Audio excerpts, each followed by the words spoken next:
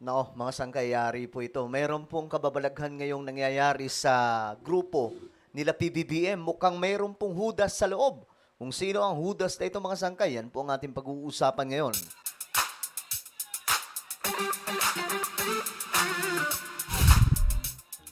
Yo, what's up mga sangkay? Magandang oras po sa inyong lahat. This is me, Sangkay Janjan, and we are back sa ating vlog ngayon. At ito pag-usapan po natin itong kalat na kalat ngayon mga sangkay no, sa panig po nila PBBM na mayroon nga raw pong hudas sa loob mga sangkay.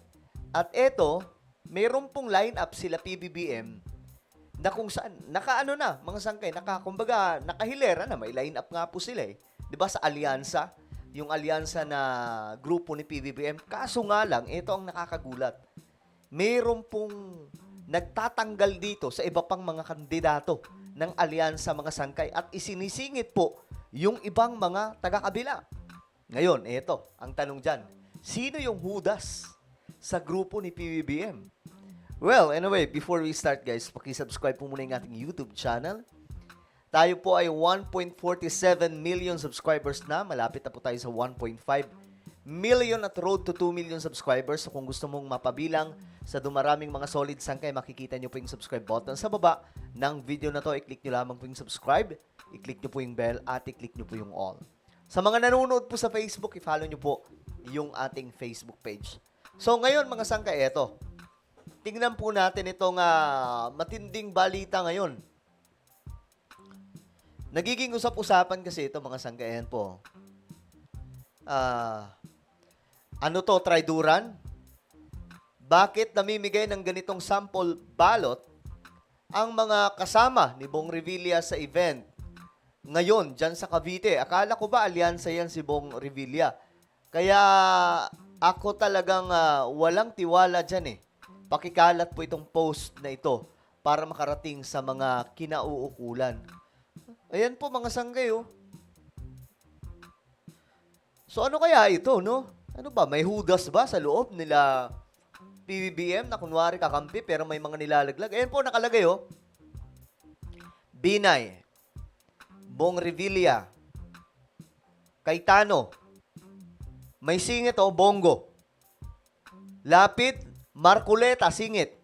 Amy Marcos, wala na rin po dapat yan pero okay lang yan kung andyan. Manny Pacquiao, mayroon pang isa, Philip Salvador. Singit din. Tolentino, Villar. So, sino ang wala, mga sangkay? Tulfo. Diba? Wala si Tulfo, wala si Benhur Abalos. Sino pa ba? Yung iba pang mga kandidato, mga sangkay, wala dito. Bakit may laglagan na nagaganap? Why oh why? Ayan o, sabi dito may mga nag-comment. Tingnan nga po natin yung mga komento dito. May suggestion po sa mga kaloyalist sa admin. Line up, ilaglag si Revilla, Tolentino, Villar, Amy, Lacson, Lapid at ipalit natin ang mga pro-impeachment na sinabam. Okay. Wala daw sila Abalos eh. So mga sangkay, yan po ang nangyayari guys. Ano ba? Bakit ito? Bakit nila ba mayroong lagla? Ito daw po yung event na ito, mga sangkay eh. Hindi ko alam kung gaano katotoo ito, pero ayun na nga po. Tsaka bakit ang aga pa, mayroon pong sample ballot? Diba? Pagkakalam ko, bawal pa po yung ganyan, diba?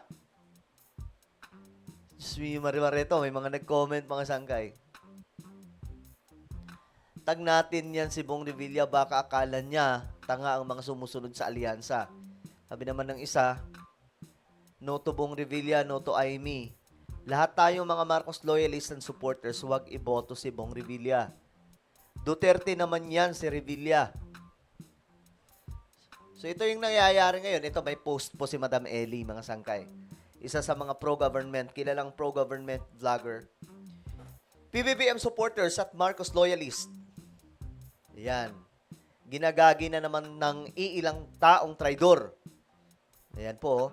Anong nangyayari sa alyansa para sa bagong Pilipinas? Mukhang another round 2 ng Ayan na mga sangkay. Lokohan para sa bagong Pilipinas. Dahil ba mabait si PBBM and you really think you people behind Alyansa and your... Ayan na mga sangkay, oh. So may ano yun? May naman nang mamanipulate sa loob.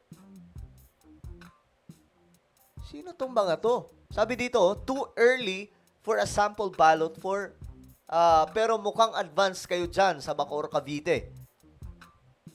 Yes po, we are not anymore part of the group behind Alyansa para sa Bagong Pilipinas because some people said they are better running the campaign.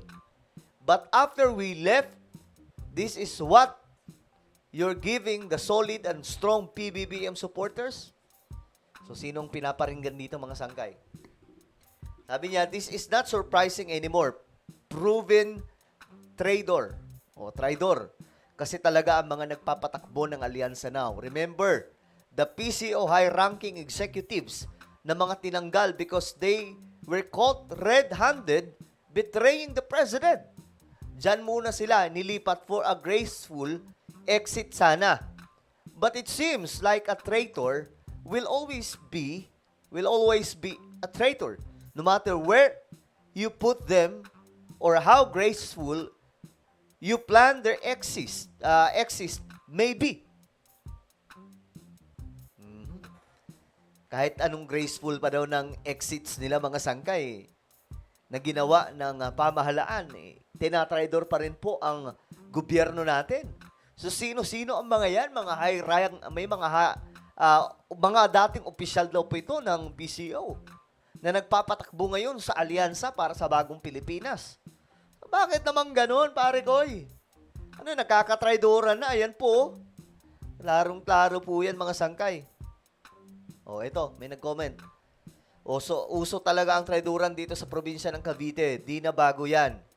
May namimigay ng ganitong sample ballot ang mga kasama ni Bong Revilla sa event ngayon sa Cavite. Akala ko ba alyansa yan si Bong Revilla? Kaya ako talagang walang tiwala dyan eh. Ang totoo, yung kaibigan kong supporter ng Agimat Party List, merong ganitong binigay sa akin dahil vote-rich province ang Cavite. Gagalawin talaga ng mga Revilla ang baso para sa pansarili nilang interes. Sabi po dito, di umano to mga sangkay ayon po dito. Pero, eto po, isa pong Revilla yung nag-post, nais po nating ipagbigay alam sa ating mga kababayan na wala pang inilalabas na anumang sample ballot patungkol sa 2025 national and local elections ang Team Revilla. Huwag pong maniwala sa fake news. O sabay bawi, mga sangkay. But what do you think, mga sangkay? Mayroon ba talagang hudas sa mga kandidato ng alyansa? O mayroon ba talagang hudas pagdating po mismo sa mga nagpapatakbo nitong kampanya, nitong alyansa ni PBBM? Ito ang problema, mga sangkay, kasi si BBM na sobrang sabait eh. Kaya nga minsan maiinis ka na lang talaga eh. Ang bait eh. So anong mangyayari dyan? Pababayaan na lang. So sana mabigyan po ito ng aksyon. Ilaglag po, yung dapat ilaglag para talagang magkaalaman na mga sangkay kasi mahirap yung ganito eh. 'Di ba? Well, sa tingin nyo, ano po ang inyong opinion? Just comment down below. Meron po tayong YouTube channel, Sangkay Revelation. Hanapin nyo po ito sa YouTube. Kapag nakita nyo na, i-click nyo po yung subscribe, i-click ang bell, at i-click nyo po yung all. Ako na po yung magpapaalam. Mag-iingat pong lahat. God bless everyone.